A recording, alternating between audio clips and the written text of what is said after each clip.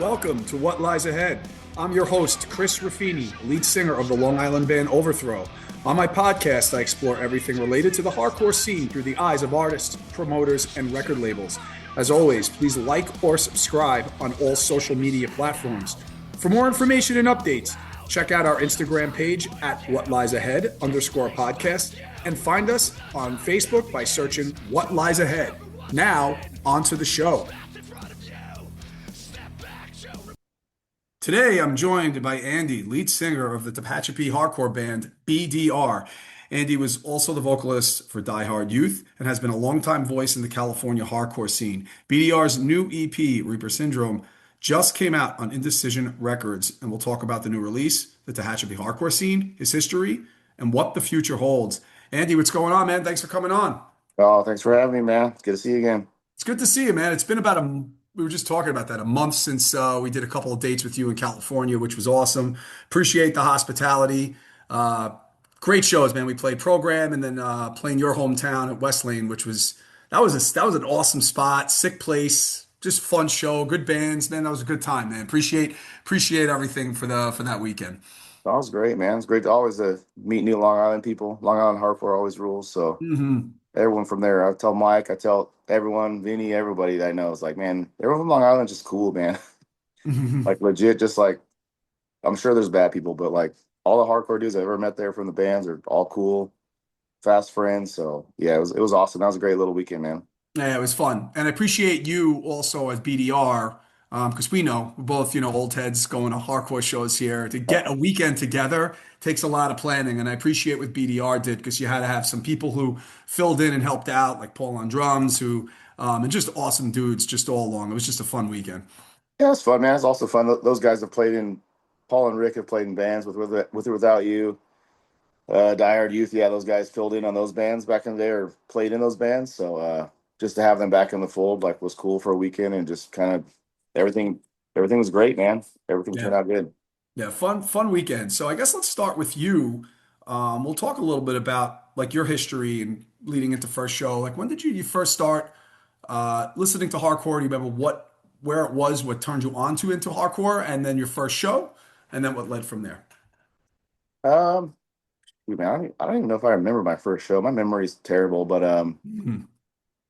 like being kids growing up in Tehachapi, we just skateboarded a lot. We were young. A couple of my buddies that I grew up across the street from, there's three brothers. We just kind of did everything together. So skateboarded, and they had some older sisters who had friends who skateboarded, and this was during the like Bones Brigade, Tony Hawk era. And some of these guys liked punk music. That was my first time ever experiencing like punk music. I remember seeing like the Suicidal Tendency CD, the first one, or not Yeah. CD, it was a tape actually, with the cover of the guys hanging upside down, and just thinking like, man, there's no way my parents would ever let me have a Suicidal Tendency tape, like just because of the name. Seeing Misfit stickers. My first like recollection of hardcore ever though is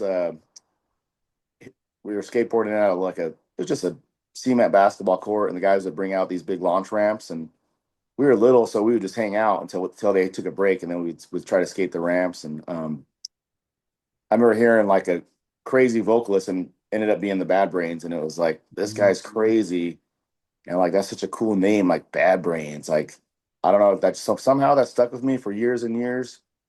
But we didn't really have access to hardcore like as little kids like that because we didn't have a record store here. So probably once I was in high school, we were still skateboarding and stuff, and getting Thrasher magazine, and every once in a while they'd have like, that's when by then CDs were a thing. So they'd have little sampler CDs, I think there's like a Rev one and a couple other like maybe like Epitaph or like old, even I don't know, like old like they'd be sample CDs in like Thrasher magazines and stuff, and Trans World. So we'd get those and just listen to the songs, and we still didn't have a way to get those records. We didn't know, we didn't know how to mail order things, but probably when I was probably by the time I could drive a car, that's when we kind of would go to punk shows in Bakersfield.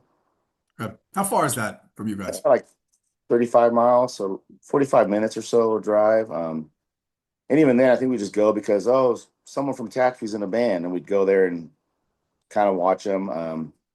Didn't really get into actual like proper like hardcore, like going to shows until I joined the Air Force, and I came home on leave my first like after boot camp, and I was a went to fire school, so fireman school.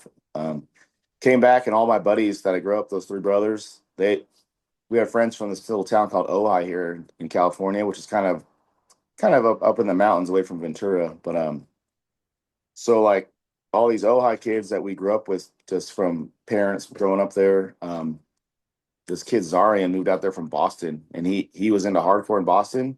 So basically, he was the catalyst for all of it. Like, came out here, hey, my friends' bands are playing. So they started going to shows when I was in boot camp and stuff. So I came back, and they're like, hey, we're going to these shows, and instantly it was like, oh, this is what we've been listening to all these years. Um, and so that was how I got to my first show. I can't remember who it was. I want to say it might be like Ignite for some reason. I really liked Ignite back then. That's a good one. There's And this always is some. like right in the, I don't even know if Call My Brothers was out, but like just kind of had like that melodic sound that I liked a lot. Kind of, it was more punker than like some of the other bands. So yeah, that's probably my first show is probably like an Ignite show, if I can remember Mhm. right. But I don't even remember. I have to ask those guys. I see them all the time, but we don't. They're not into hardcore anymore. But we just talk about other stuff. But yeah, I would probably say probably this is probably in '94. Seeing Ignite was probably the first show, and then we just Okay. started going to every show. The guys Arian and the Ojai kids kind of were the Ojai crew, and we hung out with them. That's how I met the guys from Oxnard and LA, and we'd go to shows in Santa Barbara. Floor Punch came out, 10 Year Fight, like all these bands that Zarian knew already, and we'd go to every show. Bane comes out, we go to every single show. And we were seeing all the California bands back then. There, of course, Strife, was huge. And like, I do think Strife was one of my first shows. Maybe it was a Strife Ignite show in Santa Barbara. That might be the first show, but I just remember liking Strife a lot back then, and Mhm. trying to think who else was around. And then obviously we got into sick of it all right away because they were huge. And they were still playing shows, or they were still playing shows up until recently. But trying to think of the other bands that were big back then. I think all the Victory bands were big, so we'd go see Yeah. all them. But also, like I said, Zarian knew the guys from 10 Yard Fight. He knew everybody, man. And then through that, we just made friends and started doing shows and are going to shows all the time. I was stationed up by Sacramento at a base up there, so I ended up just going to shows by myself for years until I made a couple Mhm. friends in Sacramento, like crazy Mikey Hood would just come around and just like be a cool guy to me when I go to shows by myself. Like, hey, come here, man. Like, let's hang out. We're gonna go to the show. Like he'd see me. He was always nice to me back then. I don't even know. Sammy the Mick was around back then, and just like these dudes that were like not knowing who I didn't know who they were then, but knowing now that they're these major scene dudes, and like were such cool to me as like I'm an 18, 19-year-old kid going to shows Yeah, by just super myself. welcoming, right? Yeah, and Yeah. they're just like, hey man, like I see you at the shows all the time. Like, what's up? What's your name? Like, just like that. So like I wouldn't say like we were super close buddies, but like they definitely like looked out for me and made me keep going to shows. So Mhm. that's kind of That how I got into it. you talk about that. That's the vibe that like we felt specifically when we were at, we did the four shows in California about a month ago was how welcoming everybody was and just how awesome and supportive and just talking and just thought it cool that we're from New York and just Yeah. meeting all these people, which was great. Now at that point in time, were you booking shows back No, in no, I didn't start booking shows until so I said I was in the Air Force, and right? I moved closer to home. There's a base here, and I transferred over here, and that's kind of me and some guys were like, hey man, let's do a band. And then I got sent to Kuwait for like 6 months. Yeah. And when I got back from Kuwait, basically it was like, okay, let's do a. Actually, you know what? I think before I went to Kuwait, we do a show. No, it was when I got back. So we had this band, we had this Diehard Youth band that like we had talked about doing forever. This name, me and some buddies, and uh, these kids I grew up with, the Kingsbury brothers. And we were gonna do this band. So we made shirts, like fake shirts. Like we got a shirt with like a fake live picture on the back, like of like holding a bass guitar, and then my buddy was Ryan had a mic and looked like he was singing, and like did this shirt and made them, and all our friends had them, and Mhm. that iteration of the band never even happened. It was just a fake thing, which like so he got back from Kuwait and I did, and yeah, we started to play some shows. and basically it was like we just wanted to play a show. So like my parents were like, I'm like, hey, I'm just gonna build a stage in the backyard with some like pallets and wood. And that was the first show like we ever played. Did you Like I have said, songs written at that point? yeah, we probably had like three songs. Okay. Like I think that show we weren't sure if we are gonna be the Diehard Youth band, so we were gonna be called New Thugs on the Block, which was like this joke name. And so we did that, and we had like two songs maybe, and we did a bunch of covers. We did like an Oxford Front cover, a Pennywise cover. I don't remember what else, but just some covers, and it wasn't very good. But our friends came out and had a fun time. My parents were cool and let us do the show in the backyard. And it's kind of the first show I ever booked. And then I think we played one more kind of show like that at the like local school. Did like the high school did like a battle of the bands, and we're like, there's like four bands in town, and we're like, well, we'll play then. So we did that, and that's when everyone's like, hey, we should like do a band, and like let's not have a silly name. So we changed the name to Die Hard Youth. And basically, I just started like I just figured I'm the singer. Everyone else has got instruments and they got to buy drums and guitar strings. So I'll be the guy that like. And I had a job, like, I was in the Air Force. Like I could make merch, um, and just try to book shows. Hmm. So yeah, pretty quick. I just decided that like I want to play with all these hardcore bands. And by this time, I was going to shows all the time. Like like me and the brothers, like they lived in San Luis Obispo by then, and like we were going out hanging out with like the Carry On guys, all the Oxnard kids. You obviously saw Oxnard when you played the Mystery Shop, Yeah, awesome great place, and scene. it's always Awesome been scene. it's always been like that. The kids have always been so cool and like just like, hey, what's up, man? Like nice shirt. Like I like Strife too or whatever. Like, oh, you like 1134? Cool. Like we're buddies. And then that's when I get to met like the guys from like Stand Your Ground and Carry On. It's kind of like, oh, those guys are in bands that are cool, and realizing like, oh, we could do a band, we can book shows like just from talking to them and seeing it. So by this time, I kind of already knew some people, and I was just like, well, I want to play with these bands that we're going and see. I want to play with the Floor Punch comes back. I want to play with them next time. Right. So like, I'm gonna figure out how to do that. So basically, like, I bought a PA, and just kind of would hit up like there's a place in Bakersfield called Jerry's Pizza. I just I think we went to a couple shows there. I know Sick of It All played there a million years ago. Mhm. Trying to think, which went to a couple hardcore shows there, and I'm just talking to the guy like, hey, you book these shows, like I want to get in on this. Like, how does my band play? Oh, well, if you play and all your friends come out, like I'll keep having you come back. All right, that sounded good to me. So we basically then I told him, hey, I'll bring the PA. I'll do whatever. So basically, our first show there, all our friends came out. Probably had like 50 or 60 kids from Tehachapi drive out with us, and all these cars, play the show. All our friends They're like probably packed, right? yeah, Mm. Just they're what the going guy crazy wanted. for Yeah. us, just being we're all kids, dude. So they're just being goofy and jumping on each other and stuff, like and just being wild. So the guy was like, okay, like you guys are gonna come. Like so, then he started realizing, oh, if I have these guys play, all their friends are gonna come out. So that's how we got on some decent shows in Bakersfield. We played like Saves the Day, like played Hmm. some of these big tours. H2O came out. We got to play on that. And like I don't think we got paid playing there for like 5 years. Like we were like the house band that would come and play. We didn't care, but I didn't care because he would let me book shows too.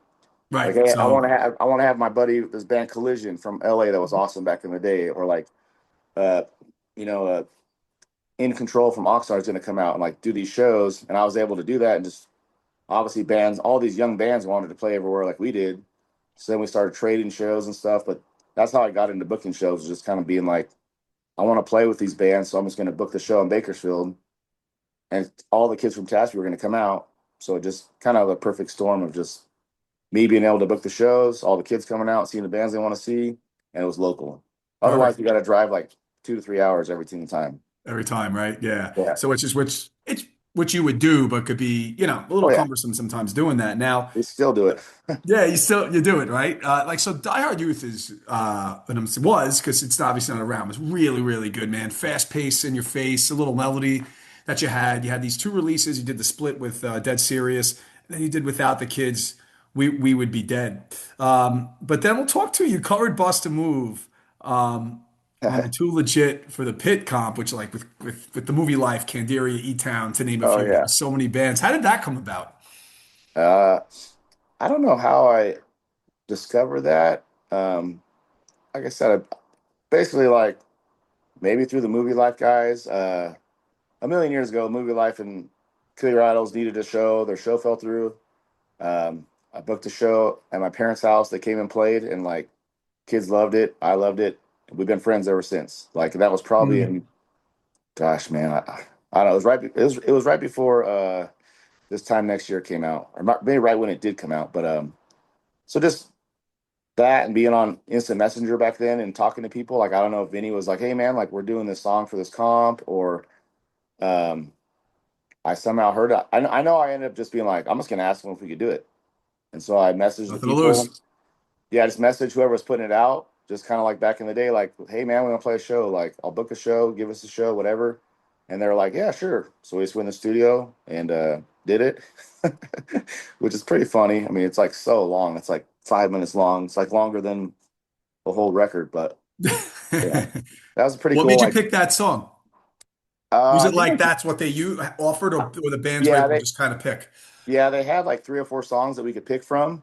And so it was just like, oh, that's the one, dude. Like I grew up listening to that, it's kind of Yeah, goofy, but like all that was on MTV here, and like we liked hip hop, but like we could only get certain things. So we didn't have a record store. We didn't have like any hip hop heads kind of directing us where to go. But like obviously the music with like we grew up listening to Run DMC and the Beastie Boys and stuff, and Bust a Move was like, oh, it's cool. And it's like Bust a Move, like kind of like seemed like kind of like tied into hardcore, like a lot of bands say bust, like so yeah, but that's yeah, that's funny. The funny thing is like the Rolling Stone did a review of that record and they said that our song and Stretch Armstrong's were the best.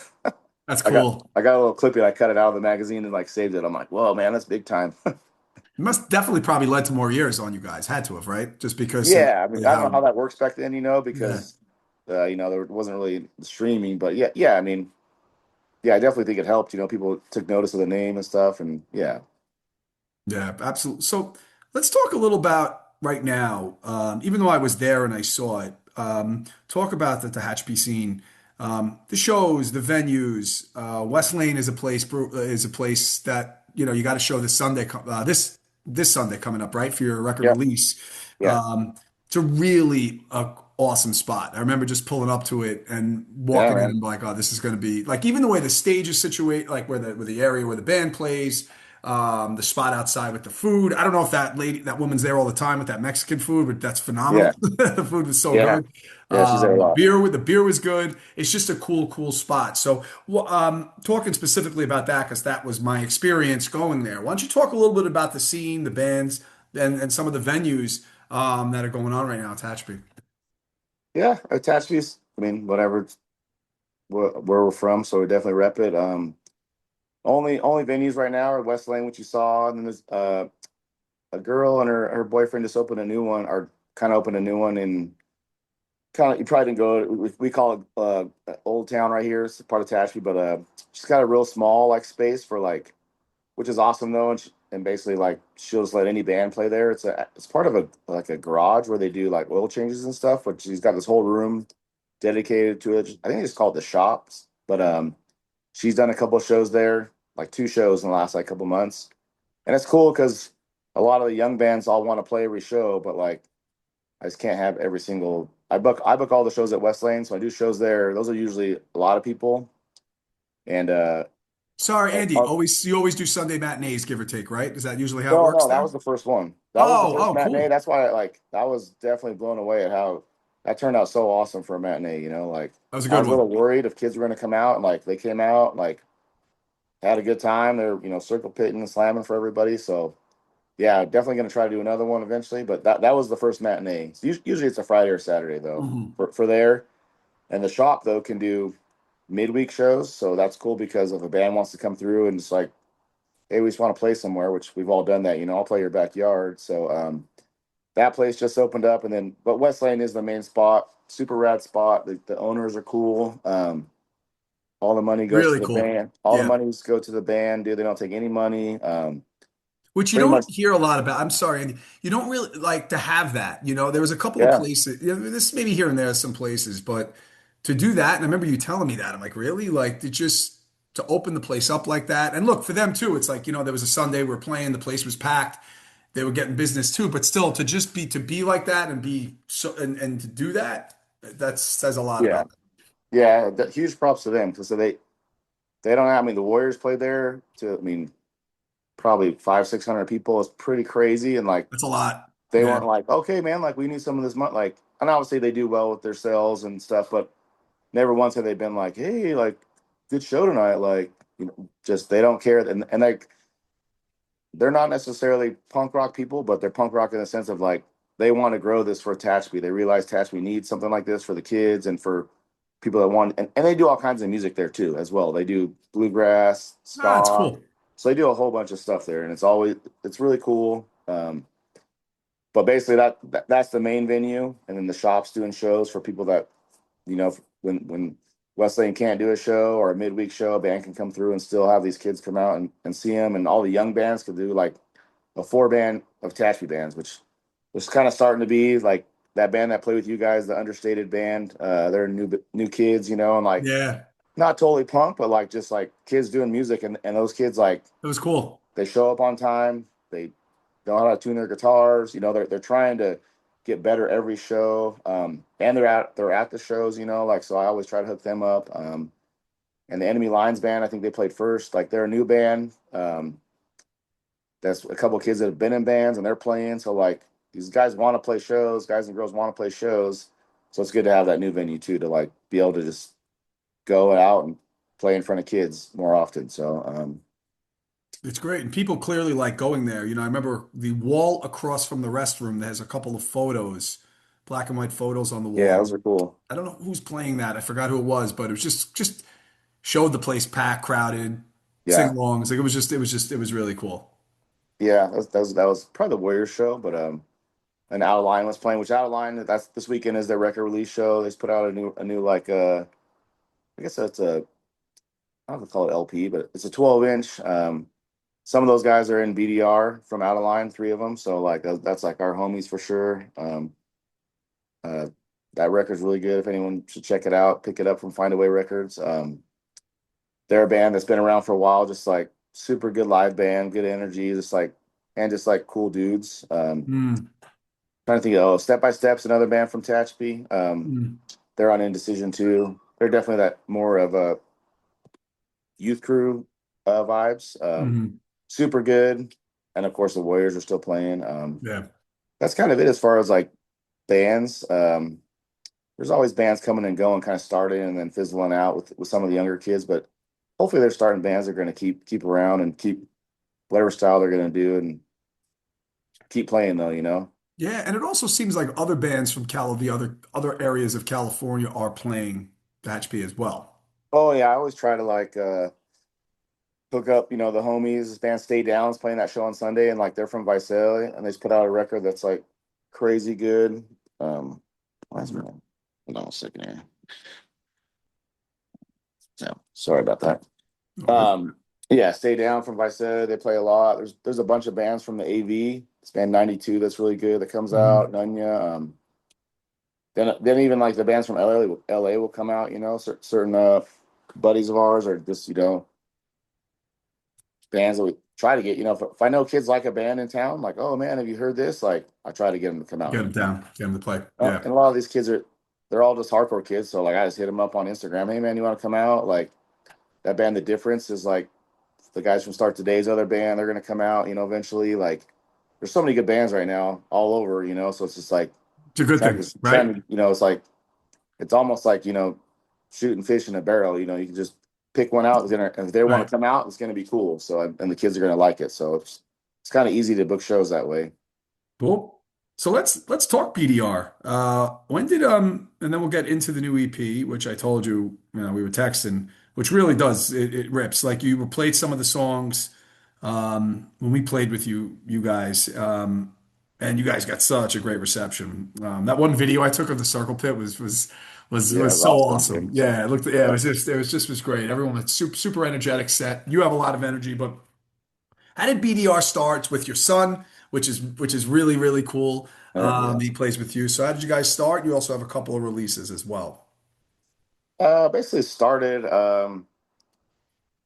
We were doing this band, Ill Communication, which I still like. We kind of still have some songs in the works, but and that band was our Ill Communication is members of the Warriors, members of Step by Step, and Step by Step was recording an LP for Indecision, and so those guys were focused on that, rightly so. I mean, Step by Step's an awesome band, one of my favorite bands. That record rules. So they were doing that.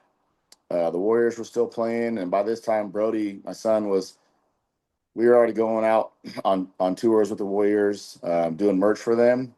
And then they're basically like, "Hey, we need a guitar player." So he started playing with them.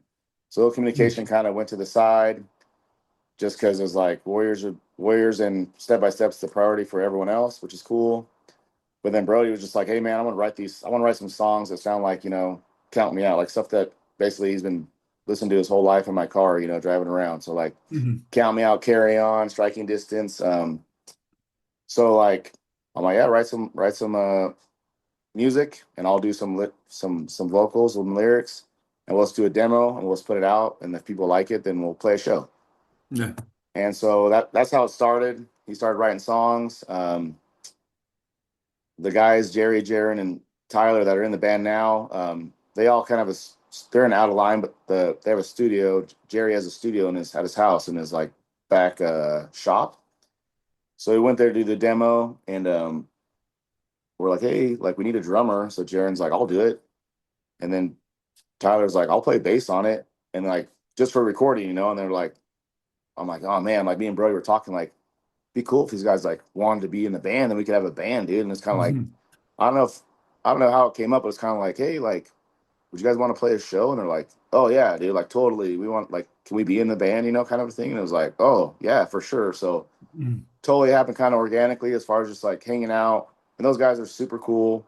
Been going to shows forever, like younger than me, but like I've known who they were forever, and through Out of Line, who Communication played with a bunch. Just super rad dudes, just like on the same wavelength as me and Brody. So it was like just kind of hit it off right away. So basically recorded the demo, put it on the internet, played some shows. Um, I mean, I don't know. I'm just gonna mention it just because the whole reason for me doing this band was, or doing the lyrics for this band was like I needed to. I'm a fireman, dude, and I got like PTSD from a bunch of stuff at work, and like Mm. started talking to therapists, and they're like, "Hey, you need a journal," and I'm like, "I'm not gonna journal, dude. That sounds dumb." Like I'm just thinking of like Diary of a Wimpy Kid or something like, and it's like that sounds dumb, but I'm like, all right. So I started writing down. I write down some of these things that like I need to talk about, bad things that like I'm not gonna talk, I'm not gonna sing a song about. But when he's like, yeah, the guy's like, you need to like talk about this stuff. So basically, I was like, I'm just gonna write lyrics in from these things that affected me in my life, and but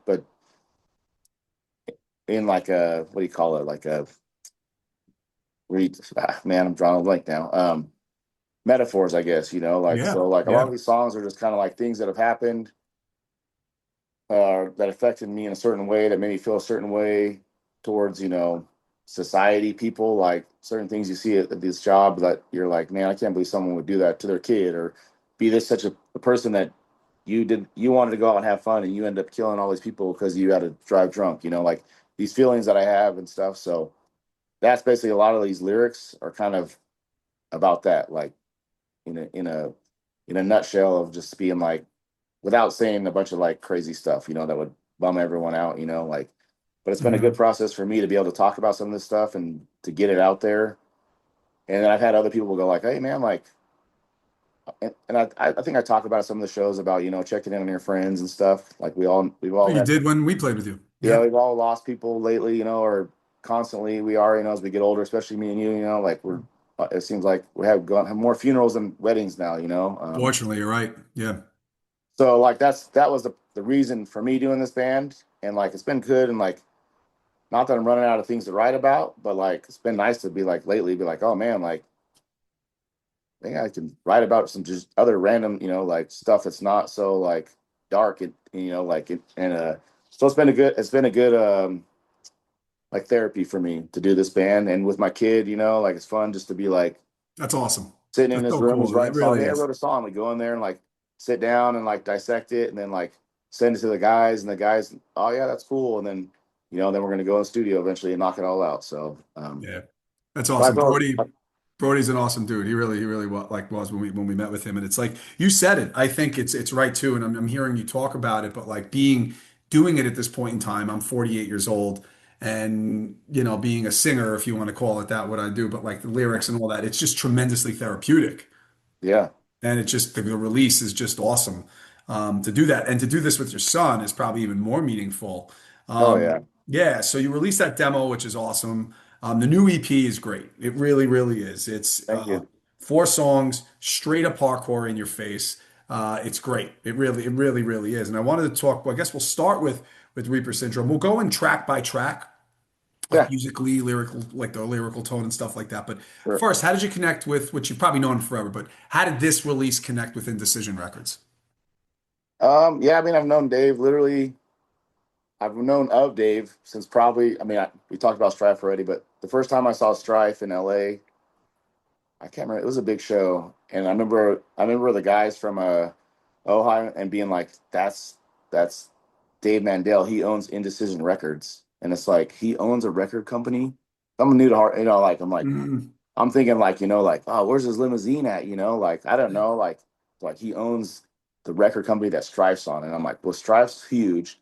This guy's obviously a millionaire, like you know like, but so I've known of Dave forever, you know like and it's always just been like, hey man, like I got this weird thing about me, and it's probably mental things, but like I'll see people that I see at shows for 20 years, and I'll be like, hey, I'm Andy, and they're like, dude, I know, but like I just feel like I don't know if I feel like I'm not worthy or whatever, but it's like mm, Dave Mandel is such a staple of hardcore for everyone, dude. Like almost since the beginning of hardcore, he's probably been at shows since the beginning of hardcore almost.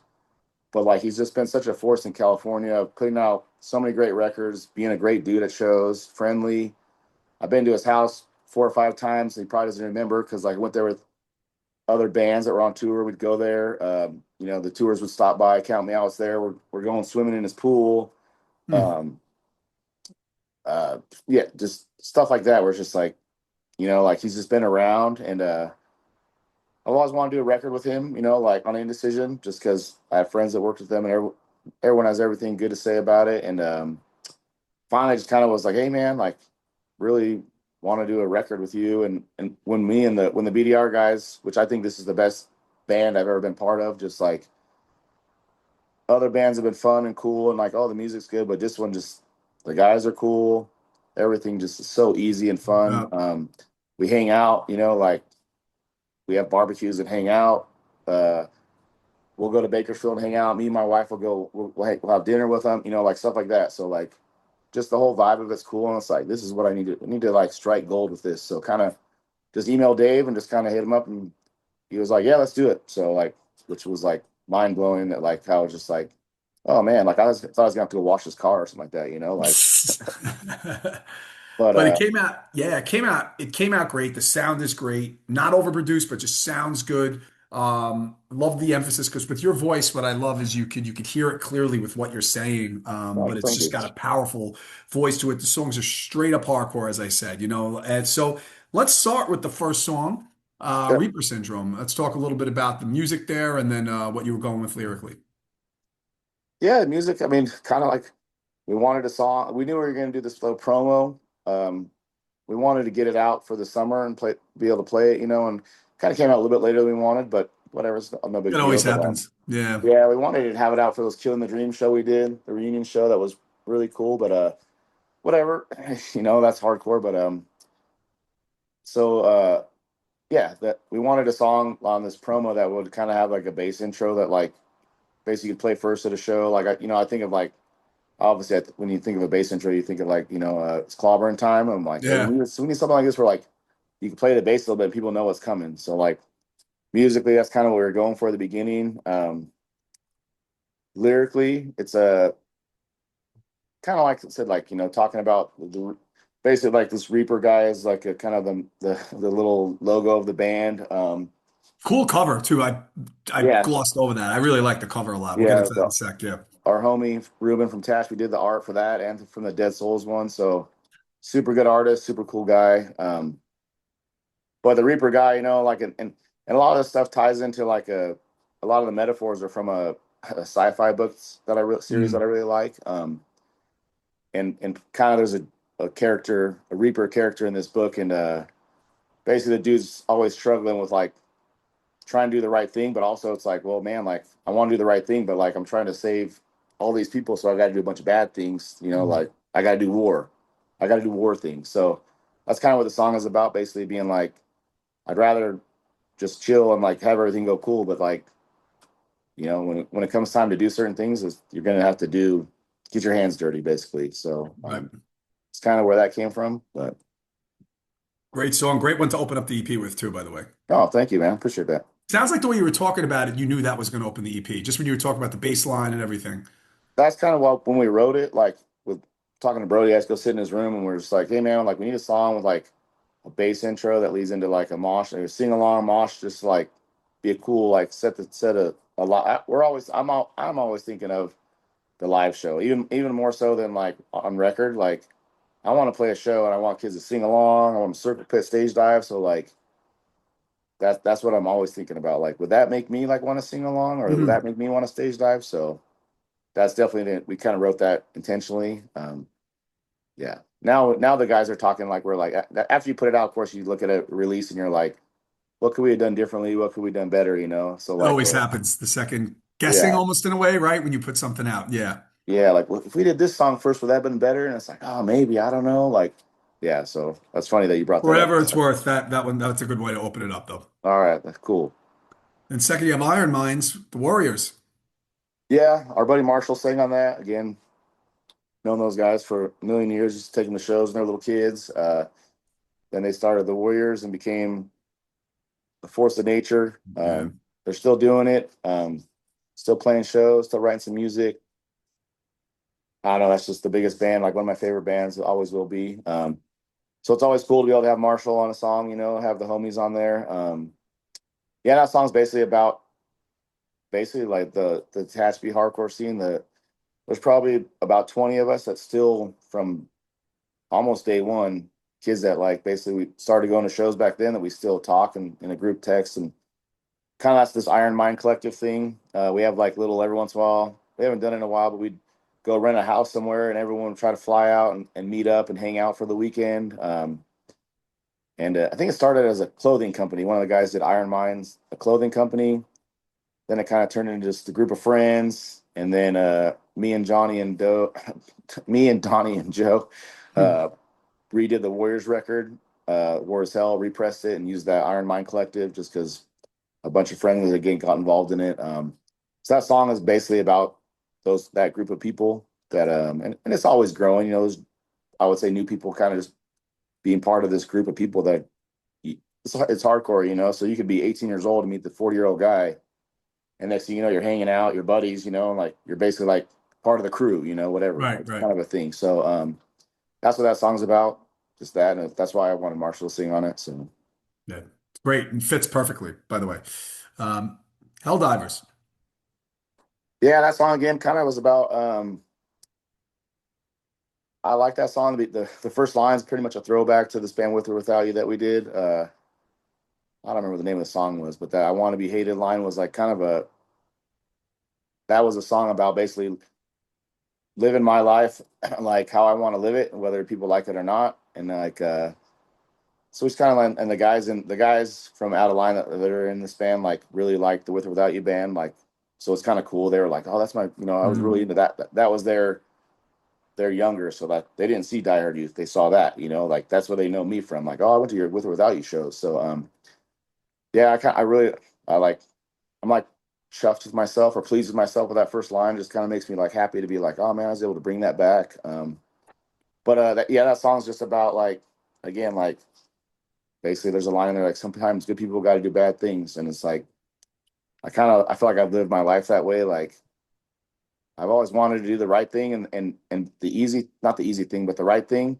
But sometimes the right thing is like, man, I gotta like ruffle some feathers or like call someone out on something, or they got to call me out on it and for being a jerk, you know. And so, and that makes usually makes for a better end when the right thing gets done, even if it's a hard way. And that's what that song's about. And again, you know, it's like having love for your friends and being willing to do pretty much anything for them. So Yeah, I like that song a lot. And you end off with "I Hope You Die Soon," which is like I was like 45 seconds in your face. Just great way to end it. yeah, well, I mean, like we've talked about every record trying to do a cover, and like obviously there's a million other songs we can cover. We were actually going to cover a Carry On song, but then Carry On started playing shows again, so we're like, oh, let's not Mhm. let's not step on any toes, or we're not going to do it as good as them for sure. So uh, basically, and I said, Vinny's the homie. He's always out here in Tehachapi, hanging out at the studio at Joe's house. Whenever they come out, we go hang out. And that song, I love the band. You know, the movie Life. I love all their stuff. All the guys in the Yeah. band are super awesome. So it was just like it was kind of a no brainer, and just kind of like we could have done a more like hardcore song, but it was like let's just do songs of like we did Striking Distance on the other EP, which is one of my favorite bands. Those guys took Diehard Youth out a bunch. Still talk to Dave every once in a while. We did an In Control song on the demo, which is another one of my favorite bands. It's like let's just do songs that like mean a lot to us, and Mhm. maybe kids will be like, "Oh man, like I've never heard that song," which I'm sure every kid's heard the movie Life, but like maybe they haven't heard that song. They've heard the other record, 40 Hour Right. Train, but like so that's why we did it, and it's just like just a shout out to the homies, like It's cool. when we play live, we'll do all kinds of covers live from Yeah, you do. agnostic front to whatever 7 second whatever we do all the hits, but like on record it was like let's just do something to maybe give some shine to somebody that like hey I haven't heard Striking Distance in a while, or I haven't heard that movie Life record, or I haven't heard that In Control record, so like that's why we did it. and, It's and cool. it's just said it's I got a lot of love for Long Island, so we had to do one of those. Yeah, we talked about doing Killer Idols as well, and just didn't quite work out with the timing of recording to get it dialed in. So maybe someday though. Down the line. It'll be next release, right? Yeah, yeah. Questions for you. Because you were talking a little bit about the writing process, you go in Brody's room, you're hearing stuff. Do you have lyrics or like an idea of what you want to say written, or you need to hear music before you do any of that? Um, I think back in the day I would just wait till I heard the song. Now with like the cell phones, like Mhm. I just make notes, and I think with just like sort of trying to journal without journaling, like without admitting it. I do write certain things down, and I've been doing it for a while now, so like I'm able to like get a feeling and like kind of write more the feeling of something, and then I'm able to like I seem to be like uh when I go jogging at work, a lot of stuff just comes into my head, like just like I'm listening to the books on tape or something, and I just get inspired, and it's like, oh, Mhm. that's what I was thinking about. So I can look at it, I can look on my phone at maybe a feeling or something that I something that I went through, and I'm able to be like, oh, that's what I'm talking about there, and like kind of turn that into a lyric, if that makes sense. Yes, it does. Yeah, Yeah, it so like does. it's kind of like so I kind of have these thoughts and stuff, and sometimes I just come up with an idea or like hear something and it's like, oh, that was cool, like, and kind of write it down, and then it just ends up being, usually for every song I got a batch of stuff. I don't have a full song written, so I don't think that would be able to slide it all into a Right. a song. But yeah, the basic ideas and vibes are like there, and I kind of once I get the music, then it's like Rodeo gives me a little demo track, and I'm like, oh man, like that little this line will go here, and then it kind of snowballs You from work it there. together, right? Yeah, Yeah. yeah. Now, any songs that you wrote, because this is newer stuff here, but is there any songs that didn't make the EP? A, did you record any that you didn't put on, or B, that you just had, but you were like, yeah, maybe we'll save that for something later, and you didn't record it? Yeah, we only recorded these four, um, just because we're uh, Jerry and Jaron have that studio, so we do go and we practice and write and stuff. Like we kind of semi-record everything, and so there's like a bunch of tracks out there that are like just live, where we dial in a song and be like, okay, this is it. That way you can remember it for later, you know, like Right, right. um and then we recorded the 4 songs at Bright Mountain Studio here in Tehachapi, and then sent it to Will Hurst, who like awesome engineer, whatever you want to call it, mixed it all. But so there's a bunch. We got probably, I think we got like 12 songs written that we're gonna that are gonna go on an LP next year on Indecision. Did you play any of them when we played with you? None of the unreleased stuff. No, like No, you you're got just kind of still yeah. doing There's everything a with it. couple that have like some demoed vocals on them, but like even those I've been listening to, and I'm like, nah, dude, I gotta like redo that, You want to whatever. switch it So, up. and a Hmm. couple songs, Brody's like the most. It's like almost hard to deal with him because it's like he'll write the song. I'm like, oh, that's awesome, and then he'll be like, then a week later, like, I don't like that song. We're not doing it. I'm like, dude, I already wrote lyrics for it, dude. You had it all set. Yeah. And he'll be like, nope. So like, he's hard on himself. He's like his own worst critic. But even the other guys will be like, oh, that song was dope, and he's like, nah, dude, like I don't like it anymore. It's mid. He'll say that's what he says. It's mid. Mid. Yeah, it's like, dude, come on. But so I kind of learned to like not fully commit lyrics until like, okay, we're taking You this really know song, you're using it. Yeah. we're taking it from Jerry and Jaren's demos to like the other studio. So our we will demo stuff at their house with the you know, go through the tracks and all that. So and then go to the main studio to do like the actual LP recording. But yeah, so a few songs. We definitely have a lot of songs that we didn't record, and we had probably 5 or 6 songs that, besides the cover, that were like we picked from, and it was okay. Those are the 3 that we're going to use for this, and so Cool. those other 2 we'll use save for the. And we kind of we're trying to be methodical about it and just be like, these probably won't be on the LP, so let's do these. And these other ones fit a more of a LP sequencing thing, which I'm a nerd for like sequencing. So like it's kind of like, well, I love that Reaper Syndrome song, but like if it's the first song on this, it probably will be on the LP because I'm not gonna have the first song start both. So like Hmm. that'll just be on that, you know, like kind of stuff and like that we had to like talk about and like, which is fun though because everyone bickers and like gets goofy about it, you know, and like just kind of has their opinions. And I don't know, like Jaren sends voice memos, which is an awesome thing that I didn't even know you could do on a phone. Like the whole process is cool and like just Yes. kind of it's just fun, dude. Like making fun of each other. So yeah, so there was a couple of songs that didn't make it, but those ones will be saved for the just for the Future. LP. Yeah. Yeah. So actually, leads into the next piece of it is your set list. I got to see you guys twice, which was awesome. Super energetic live. When you're playing live, your set list, did you get a chance to test drive the new songs on this EP that just came out? Meaning, did you play them live just to see, because sometimes when you play them Uh, live, there's stuff that you actually end up adjusting sometimes after you play them. Did you get that chance with these songs? no, we I think purposely like ever since the streaming era came in, I don't really want to play unreleased songs until they're Hmm. released. Like Hmm. I mean back in the day, you know, Diehard Youth is like, man, we just wrote a 7 inch, it's about to come out. Like you could play one of the songs and like somehow, I mean, even it's crazy to think about, like, because I remember playing Oxnard all the time. And it's like on the Dire D 7 inch, there's like a 30-second song that just has like a sing along at the end. It's like the second time we played it, kids knew it. And it was like, how do you guys like, oh, so and so like recorded it on like a little like recorder and we've been listening to it. And it was like, oh, that's cool, man. But like now with streaming, like, I don't think kids would do that. You know, they're just like, you know, like I saw Yeah. Cold World the other day and they played a new song and I'm like, and it was really good. I'm like, whoa. And they're like, we had a record coming out. This is a new song. And it's like, but I wasn't about to record it and learn it, you know, like, cause I'm like, I'll just wait till it's on, I'll wait till it's online. But back Right. in the day, kids were doing that kind of stuff. So, yeah, we just kind of were like, let's not play anything until it's out. And now we can play like, you know, a 14-minute set instead of a 10-minute set 'cause we got new songs. So, but Yeah.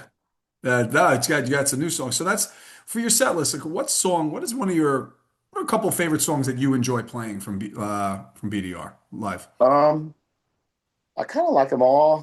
There's only like one I I wouldn't mind stop playing, but the other guys like it. So, um, I like the Kingslayer song. It's got a cool. I like the little like the. It's not even a sing along. It's more like the mosh call out parts. Like Hmm. that's always been my favorite thing for bands to do. You know, or like a catchy sing along is always cool. But Kingslayer or the Dead Soul Disorder song I like a lot. That one just has a lot of like emotional attachment to it as well, and it's got a cool Mm. sing along. It's got a cool mosh part. So excuse me. I would say those 2 are like my favorite. I really, yeah, I mean, I like them all. I'm still having fun playing them all. So we haven't got to the point where it's like there's two that we stopped playing just because no one ever seemed to move around to them Yeah, or good for care. So it's kind of like let's just not play that one, dude. And like I'd rather play two covers than play the song that no one cares about. So yeah, so those two, I think Kingslayer and Dead Souls are my favorite songs to play live though. They're just good fun and songs. like right when we start playing it, usually kids are like, oh, like kids seem to know those ones the best too. Maybe that's why I like it the best. Kind of gets a good reaction. It gets Good to, like energy. kids are like, oh, I'm going up front right now. So yeah, which is what I'm looking for. Do you, for each set you guys play, do you adjust the set list order? Or like it Uh, depends on where you're playing. Like you're playing this Sunday at West Lane. Would your set list be different as opposed to if you played out in, I don't know, Oxnard? I'm just saying. usually pretty close. Kind of like even with the demo, the first song is the one we're gonna play that one first. Other than like adding like we've done like different little intros, you know, taking doing cover intros, and places we'll always play a cover or two. So like wherever the cover goes, maybe we'll mix that up, whether it's at the Right. end or in the middle. But yeah, kind of our song lists are kind of the same. This goes into this. Mm, These two go right back to with each other. Lately, we changed that Dead Soul song to be last because it's been the one that's been like kind of like the one that's getting the best reaction. So we kind of been playing that one last, where it used to be in the middle of the set. So that one kind of moved to the end. So, but other than that, yeah, we don't really like change it up too much. You know, like we're not going to take the first song and play whatever. Like I'd probably forget the words if we did that. So just yeah. try to keep everything nice and simple. But You're set both nights when we played a program and then we played Wesley, and I thought that they flowed very well. It was great, thank great, you. Yeah. great. What's your most memorable show as BDR? Oh, it's BDR. Oh shoot, man. Uh, I mean, we've definitely we played a junkyard one time in Lancaster, which it was like this is gonna be so lame, and it ended up being a bunch of kids kind of like Mexican rocker hardcore kids. Like I don't know what else to say. Like just like all these kids came out and kind of like they're not gonna like our band, and they did. Like they came out and circle pitted and ran around. That's That was cool. super fun, dude. It was kind of like I don't know if these kids are gonna like us. Killing the Dream Show was really cool for me. That's a band that I've known forever, and like to get to see them one more time was cool. Honestly, that show we just played with you guys, like I was like, it like maybe like proud of Tashby. Like I'm like, this is a Sunday. I'm like, hope kids come out, and they came Dude, it out was full packed. force. They Good freaking energy. It was awesome. yeah, they circle pitted for every band. Like I feel like they're getting merch. You know, like I just thought to me that was like super cool just because of hometown. Like I want Tatch people to still like Tatch. We want to come out here, so that meant a lot. Yeah, we played a big show at the Warriors, which was cool. You know, a lot of people came out, but I think that Killing the Dream show. And like I said, honestly, that show on Sunday with you guys was that Sunday show with you guys was like a cool moment. We all were like, dude, that was cool. Like, is Tatch like really back? Like, sometimes we play a show there and it's kind of it is exciting and kids go off, and then the next one is there's a lull. That's why I was kind of worried about a Sunday, but Taffy like represented, and I'm like, that's cool, man. I really liked that. Yeah, every show seems to be getting better. Kids are paying attention, so And now with yeah, this new release, right? Just keeps building from there. yeah. I appreciate getting to play any show. If there's 10 kids or 200 kids or whatever, so I'm just happy to still be doing it with these guys and my kids. So I feel the same way. we're all It's good. just their appreciation of it, right? It's just Yeah, awesome to still be doing it, and it's great, and it's just fun, and it's like again therapeutic and needed. yeah, Like selfishly, personally, how I yeah, look at it. for sure. Yeah, a couple more here. So what does the future hold for you guys? Some shows. It sounds like you're getting ready for an LP or down the line a little bit. So what does it look like for BDR moving forward? We got the show this weekend. So again, like I'm excited about this show. Out of Line, awesome band putting out the record. Stay Down's playing, awesome band. You know, like just getting to play, hang out with friends. Yeah.